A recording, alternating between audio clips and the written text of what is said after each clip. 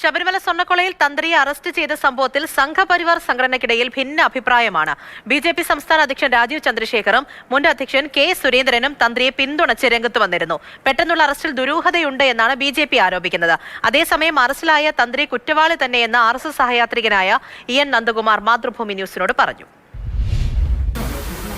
ശബരിമല യുവതീ പ്രവേശന വിധിയുണ്ടായ ആദ്യ ദിവസങ്ങളിൽ വിഷയത്തിൽ എന്ത് നിലപാട് സ്വീകരിക്കണം എന്നുള്ളൊരു ആശയക്കുഴപ്പം സംഘപരിവാർ സംഘടനകൾക്കുണ്ടായിരുന്നു. തന്ത്രിയുടെ അറസ്റ്റിന്റെ കാര്യത്തിലും അങ്ങനെ ഒരു ആശയക്കുഴപ്പം നിലനിൽക്കുന്നു എന്ന് വേണം BJP RSS നേതാക്കളുടെ പരസ്യ പ്രതികരണങ്ങളിൽ നിന്ന് നമ്മൾ മനസ്സിലാക്കാൻ. കടകംപള്ളി സുരേന്ദ്രൻ ഇതിന്റെ ഫൗണ്ടർ ഓഫ് ദി കോൺസ്പിറസിയാണ്. അദ്ദേഹം അവിടെ ഇരിക്കുമ്പോഴാണ് ഈ തട്ടിപ്പ് മുഴുവൻ നടക്കുന്നത്. പക്ഷേ എന്തുകൊണ്ട് കടകംപള്ളിയിലേക്ക് അറസ്റ്റ് പോകുന്നില്ല?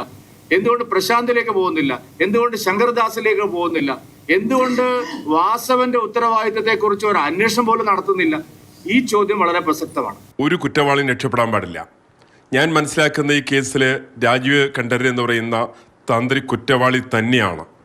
കാരണം ഇതൊരു കൂട്ടുകൃഷിയാണ് സാധനം. രാവിലെ 10:30 BJP സൗത്ത് ജില്ലാ പ്രസിഡന്റ് സന്ദീപ് വാചസ്പതിയും പ്രാദേശിക നേതാക്കളും താഴമൺമഠത്തിൽ രാജീവരുടെ വീട്ടിലെത്തി കുടുംബാംഗങ്ങളെ കണ്ടു. രഘുനാഥ് നാരായണൻ, മാതൃഭൂമി ന്യൂസ്, ആലപ്പുഴ.